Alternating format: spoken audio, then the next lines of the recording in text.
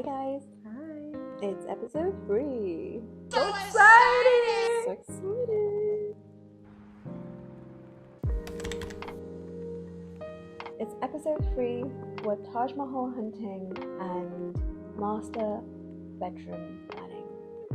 Let's go. You're gonna love the sides.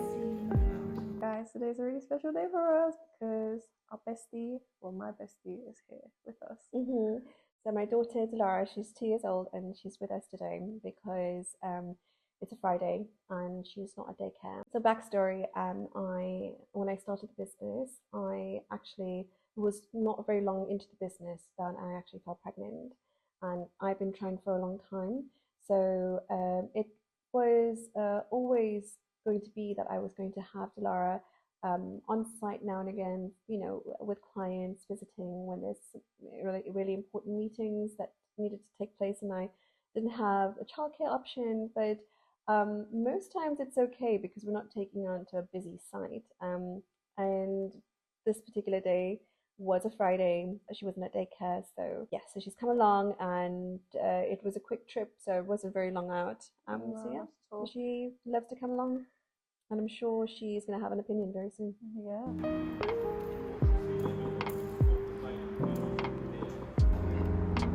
Even though this is not the prettiest of them all, but it's still nice. When we initially pitched our client the proposal for the great room, the kitchen had one of two options. So we were either going to go nice and moody with kind of warm wood tones and a lighter stone, or a cool tone with like stainless steel finish and a Taj Mahal contrast with that. In the end, the client really loved the stainless steel option. It was a no-brainer. It suited the house. Very clean, minimalistic, modern look for this already super contemporary house on the outside.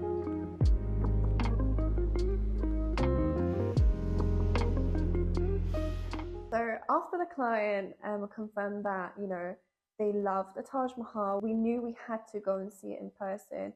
With any natural material like marble or Taj Mahal courtside, you have to visit the warehouse and actually see it because, they have different textures, different patterns, there's different shapes and sizes, and it's just so nice. And important, I would say. It's very important actually to see the stone in person, because they come in so many variations, and you're designing someone's home. It's so special, and when you want to ensure that all of the textures are working really well together, you want to make sure that you're picking the piece that exactly goes with the tones of the rest of the room, and you want to also make sure that you're getting the right sort of balance between the pattern in the material.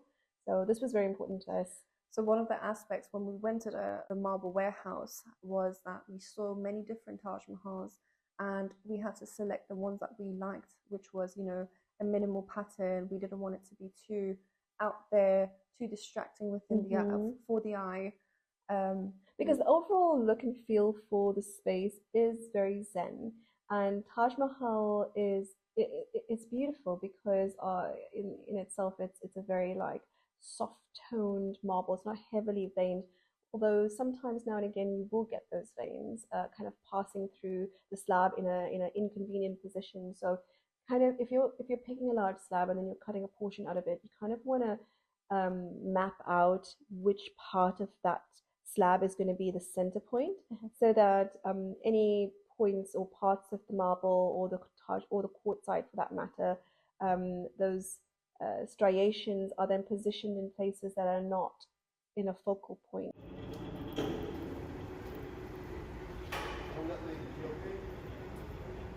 For the kitchen design, we had a few elements that we needed to look at. Initially, the island was a waterfall island, so naturally we decided to go for a waterfall island, but we also had the option of book matching. I think mostly in a commercial setting, like in a foyer, in a lobby, it's very nice to have a book match. If you've got a very large scale entry hall, it's beautiful to have some book matching there.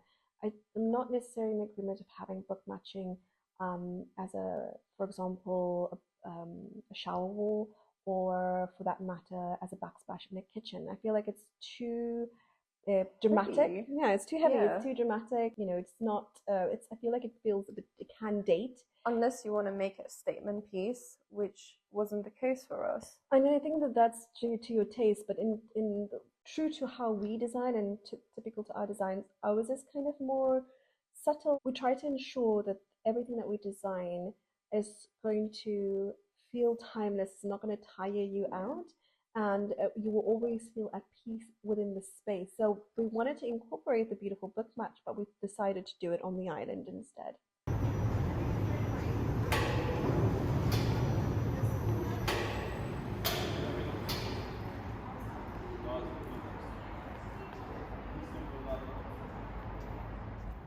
When we went to the marble warehouse, we knew exactly the stone, so they had it ready for us.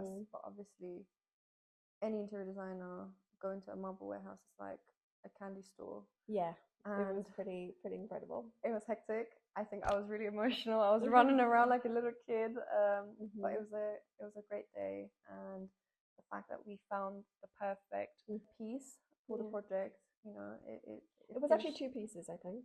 Yeah, it was two pieces. Yes, it was two so it was the pieces. book match piece, and then was the other piece Yeah. for the niche. But yeah, it was a brilliant day and was a successful day.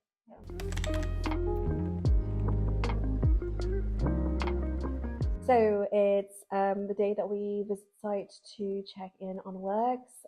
Things are happening all over the space. Hectic. It's really hectic, and it's a super stormy, snowy day.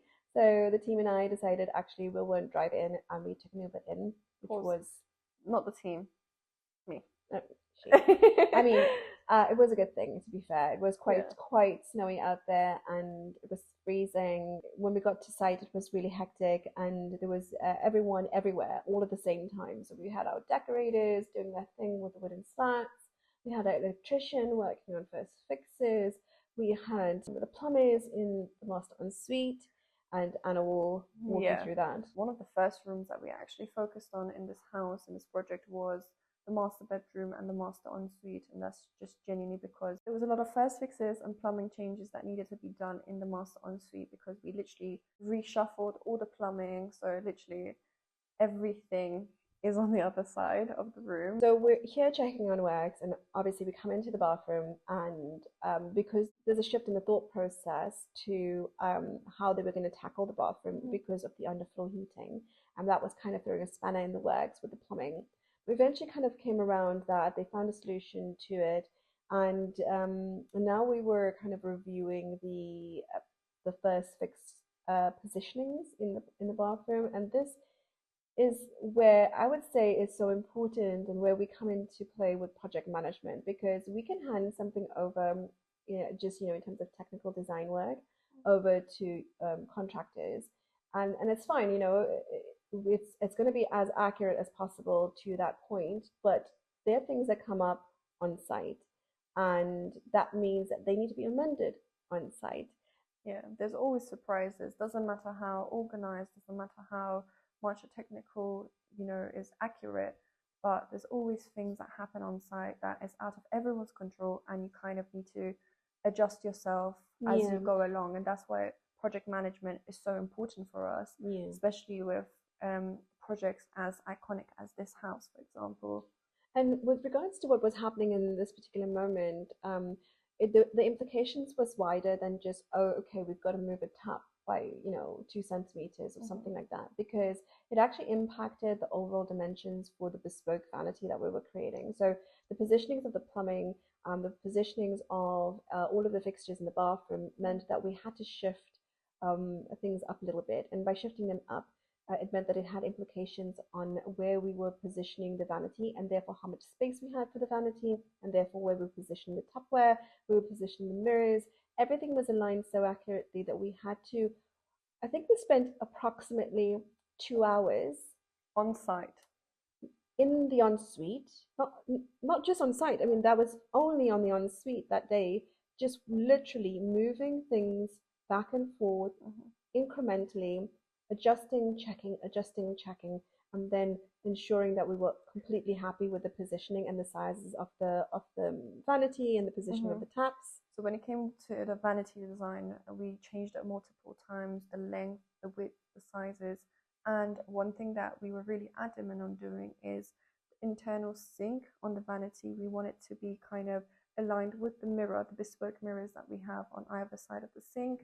So it literally meant if we're changing one size, one design, we had to change the whole design, and that, you know, impacted everything in the ensuite. So these are the things that we deal with on a daily basis, and it's just the fun part, I guess.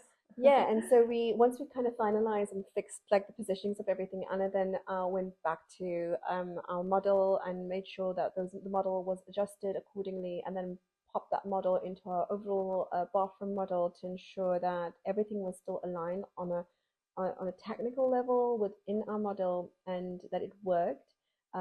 Because again, like we're mapping it out on site, we have to then take those adjustments and then convert them to what's in 3D, and just make sure that we're constantly cross-referencing. And one thing about this ensuite that is really special is the bathtub is a bespoke jacuzzi bathtub, meaning when we were changing the positioning of everything, we had to change the measurements of the bespoke bathtub as well. And it's not just the bathtub, it's the first fixes that come within the bathtub, and making sure that everything has its right place for all the system that comes within that jacuzzi bathtub. Just making sure all of those tiny details are 100% accurate on site, because the smallest detail in a luxury home, you're investing so much in this luxury home. If it's off center or doesn't look right because it doesn't work, it's not functional, then what was the point even, you know? So it's about ensuring functionality, ensuring aesthetics, ensuring so many tiny details. So yeah, that's why we spent 2 hours on it.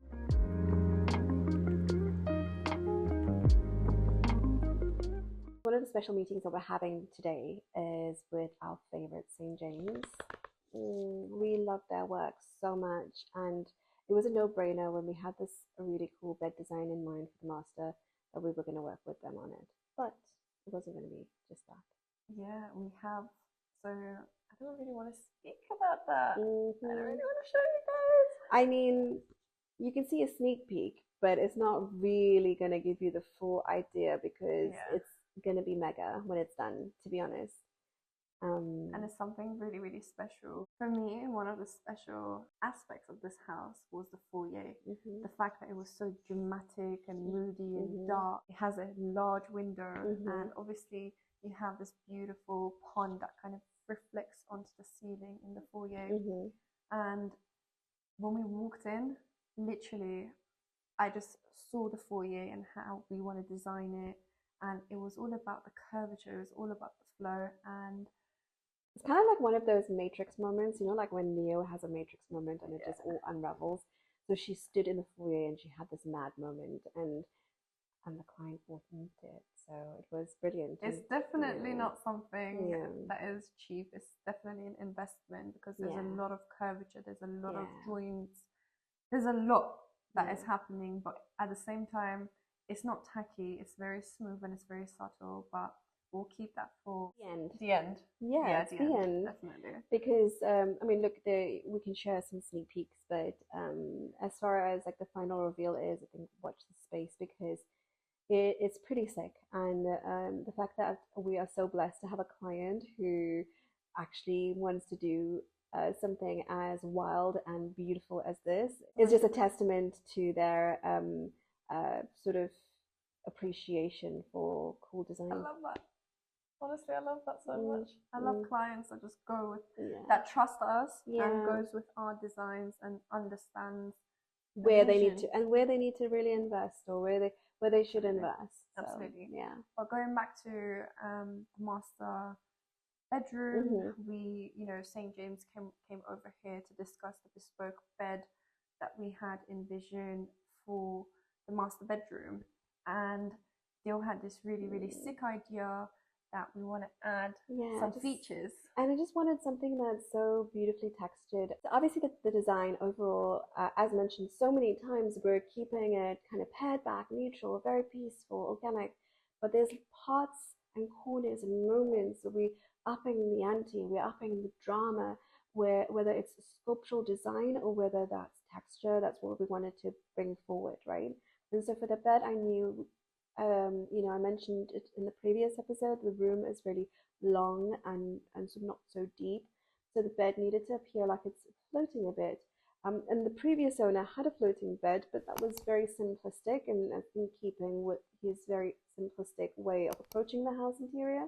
But we wanted something highly textured and beautiful to look at, sculptural, right? In a sense, zhuzh up. Zhuzh it up, yeah, for sure. So we designed a poplar veneer bed, but we wanted it to have stainless steel walls for feet and stainless steel shelves on either side.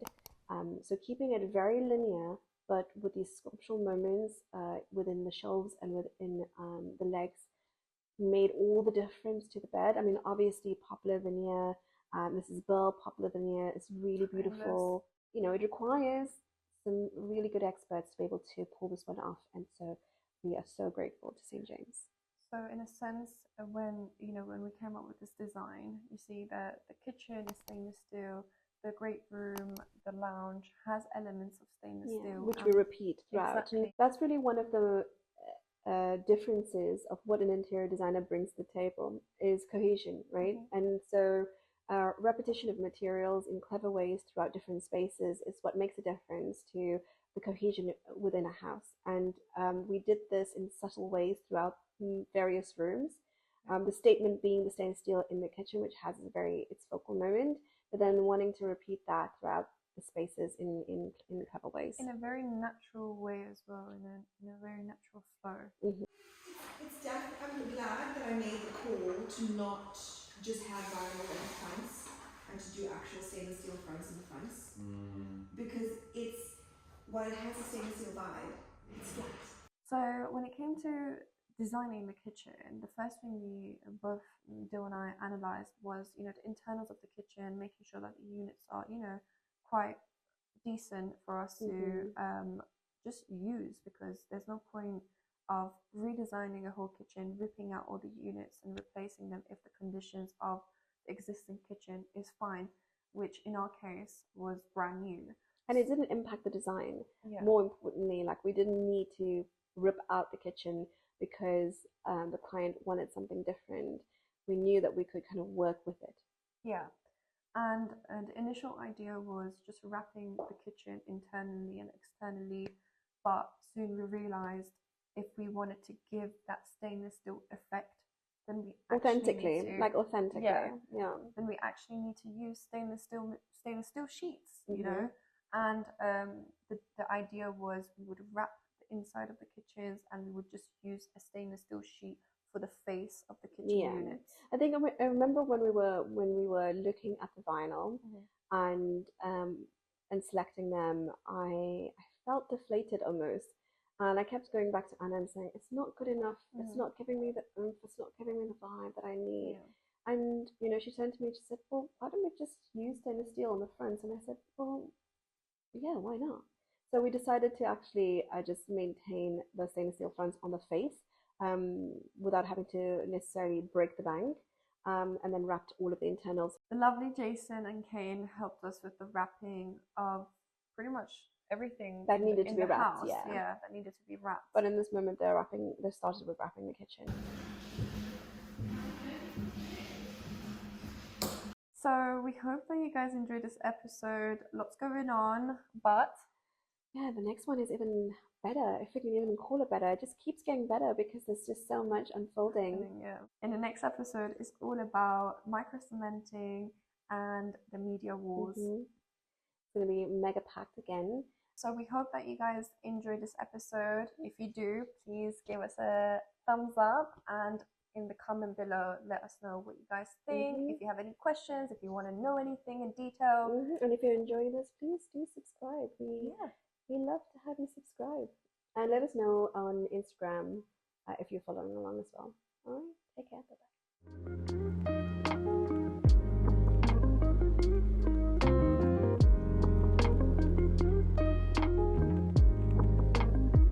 So Can we have that, please? I'm sitting up. Come on, where's your wood? Come on, man, them. Like this thing, you know. Yeah, I like this thing.